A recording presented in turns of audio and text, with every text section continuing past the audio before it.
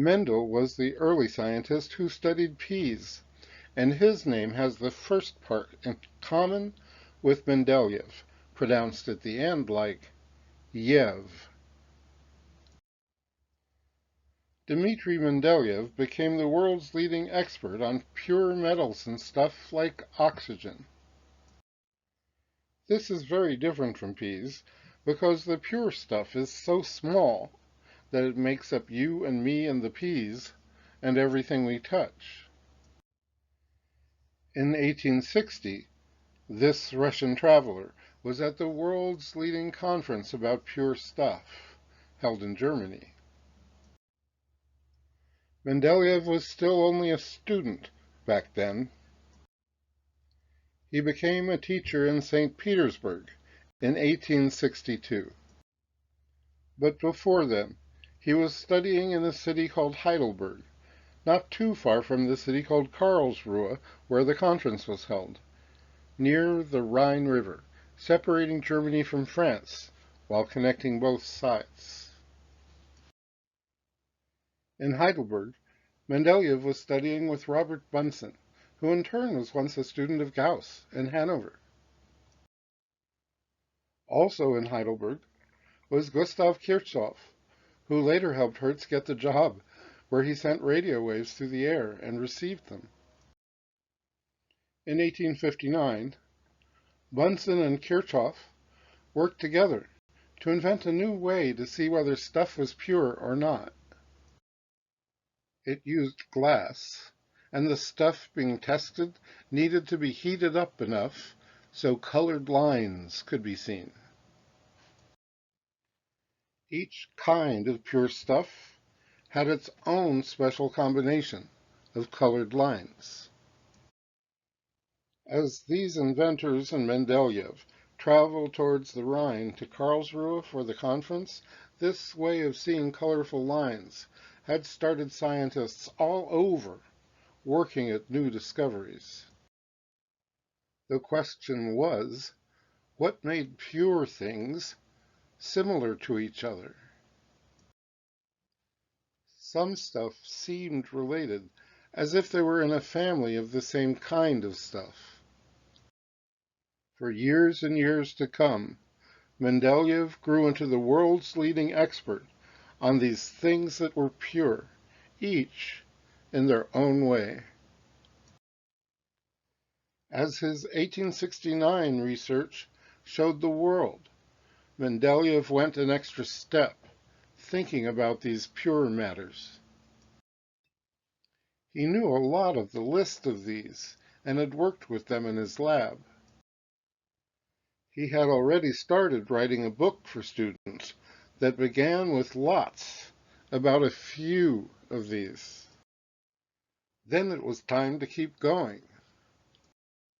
He had to think how to organize the rest.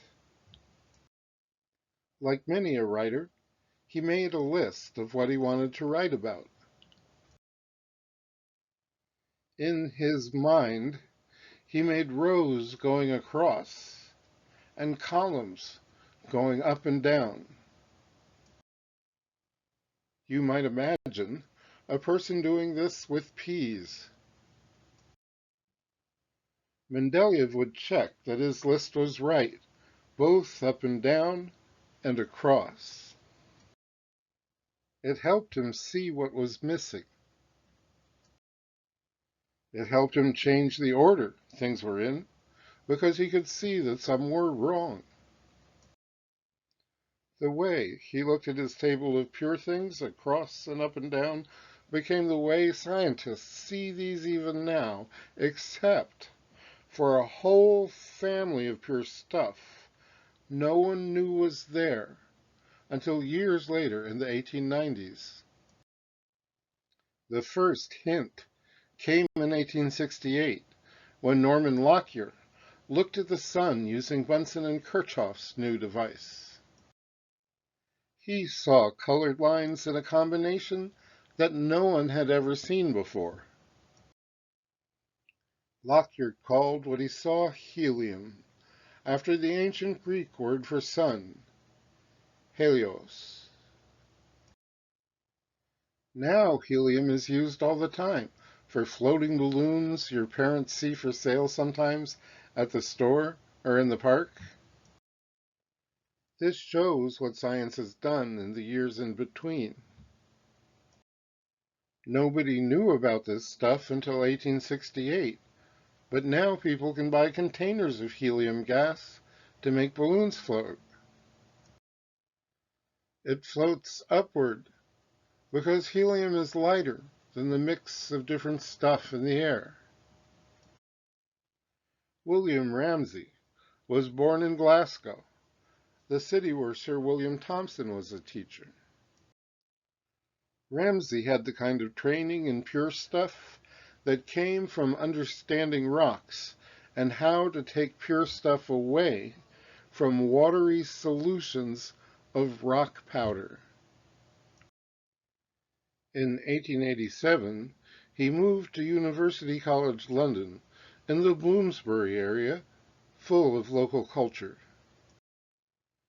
By 1893, Ramsay, like other teachers there, was collaborating with the woman scientist Emily Aston. In 1894, Ramsay began a series of experiments that let the world know about the hidden family of pure stuff that helium belongs to, or halfway belongs to.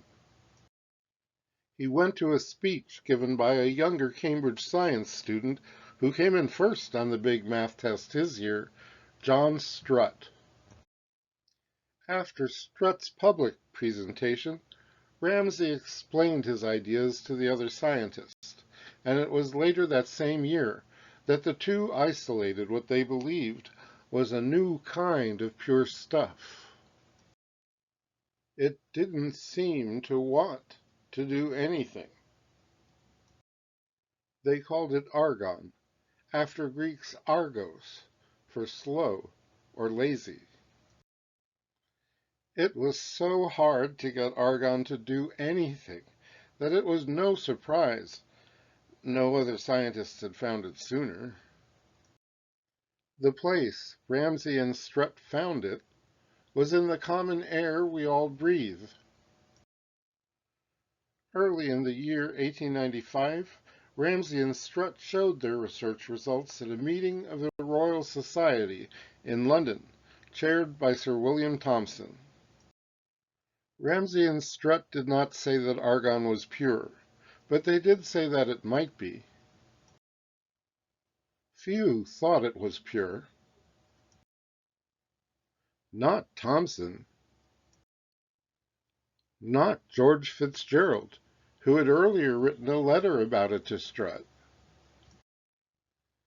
By late 1895, Dimitri Mendeleev traveled from St. Petersburg to London in order to meet with Ramsay about how these new pure kinds of stuff fit into his rows and columns. His beautiful table that more and more showed its counting was really going on inside of nature's world of things. The idea that a new family of pure things would be special because they did not do anything was not an idea that made sense to people. Ramsay went on to meaningfully produce helium in his London lab, as well as to discover neon in 1898. By 1900, Ramsay proposed to Mendeleev the way we now know these gases that are too inert to do anything fit into Mendeleev's table. They now have their own column, shown usually all the way on the right. Mendeleev was pleased that the counting still made sense after this missing family of pure kinds of stuff had been added. In 1898, Ramsay had found even more, but helium, neon, and argon are good examples of the family of pure stuff no one had known was there. Their numbers, if you are counting, come in at 2, 10, and 18. Neon at number 10 is a kind of pure stuff you probably have seen because of the bright pink it shines in signs when a tube filled with neon gas is excited by electricity. The way neon lights shine is they just go back to being themselves. In the tube, electricity fills the container with energy, but the neon stuff just shrugs it off, shakes it off as that bright pink light. This ability to shrug things off and go back to being just itself is something neon has in common with argon, and both belong to the missing family, known as the noble gases. They were called noble because it was as if they were snobs who didn't want to talk to or react with any other kinds of pure stuff. Ramsay found more of these too. There was a lot that people in the 1800s did not know, and some of it was learned over the next 20 years after helium was meaningfully produced by Ramsay in 1898. To break with history and skip to what scientists soon learned, nature has a way of counting. The stuff that is pure has a way of adding up and becoming heavier. Helium is the number 2 simplest, and that is why it is so light. If you count to 8 after that, the 10th is neon. Then 8 after that is argon. But if you were just counting pure things, argon's number is 18. You can add more to make 20, and this 20 is meaningful in many ways. In nature, pure stuff that has a big number like 20 is wrapped in more layers of tiny energy. All this stuff counts up from somewhere tiny in the middle, so small we cannot even see it with microscopes. Thanks to the mysterious powers of electricity and magnetism, these tiny strong middles pull an energy that is the other kind, because opposites pull together, like salt combines. Imagine these were peas. The first row of 2 has helium at the end. Then the row of 8 peas below would have neon at the end, completing a new wrapped layer of 8 wrapped around the inner 2 to make 10, neon. This happens again with another layer of 8, reaching argon. The 2 more for 20 represent a great place to stop. It is a 4th layer, but after that, more of the tiny opposite energy starts going somewhere new in the 3rd layer. It is so amazing, and no one is recognized as having fully explained the way these tiny opposites pour in, all around the tight, tiny middle that has the pure stuff's true identity as a number. When you learn to count to 20, this is something you have in common with nature all around you, except that human minds are our own kind of phenomenon. Who knows what you can do once you know how to count to 20?